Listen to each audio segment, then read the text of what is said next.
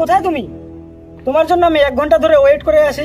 আজকে বাড়িতে একটা ইম্পর্টেন্ট কাজ থাকার জন্য আমি তোমার সাথে মিট করতে পারছি না। কি মিট করতে পারবে না মানে? আজকে তোমার সাথে আমার একটা ইম্পর্টেন্ট কথা ছিল আর তুমি বলছো মিট করতে পারবে না? ঠিক আছে, সেই ইম্পর্টেন্ট কথাটা তাহলে তুমি আমাকে ফোনেই বলে দাও। ঠিক আছে, তাহলে যে কথাটার জন্য আমাদের মিট করার কথা ছিল সেটা আমি ফোনেই বলে দিচ্ছি। তো যে কারণে তোমাকে মিট করতে বলেছিলাম, সামনের মাসে তো আমাদের বিয়ে। তো তোমার বাবার কাছে আমার একটা আবদার আছে। আচ্ছা, কি আবদার শুনি? তোমাদের আর্থিক অবস্থার কথা ভেবে আমি কিন্তু তোমার বাবার কাছে কোনো রকম ডিমান্ড চাইনি। তুমি তো জানো আমার বাবা একজন টোটো চালক, এবং তোমাকে আমি আগে এই কথাটা বলেছিলাম যে আমাকে বিয়ে করতে হলে তুমি আমার ফ্যামিলির কাছে কোনো কিছু ডিমান্ড করতে পারবে না। হ্যাঁ সেটাই, কিন্তু তোমার বাবার কাছে আমার একটাই ডিমান্ড, আমার একটা আইফোন 16 প্রো ম্যাক্স লাগবে।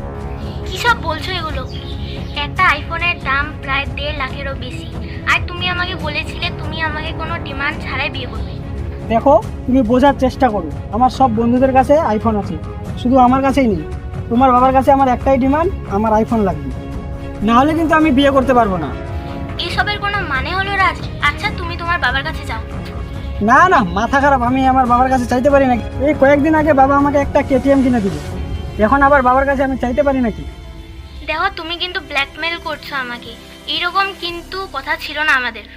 কোনো ব্ল্যাকমেল না, তোমাকে আমি সোজা ভাষায় বলে দিচ্ছি, তোমার বাবা যদি আমাকে আইফোন 16 প্রো ম্যাক্স না কিনে দেয় তাহলে আমার পক্ষে তোমাকে বিয়ে করা সম্ভব না। ঠিক আছে, ভেবে দেখছি আমি কি করা যাবে। ঠিক আছে, তুমি ভেবে দেখো, আমি এখন ফোন রাখলাম।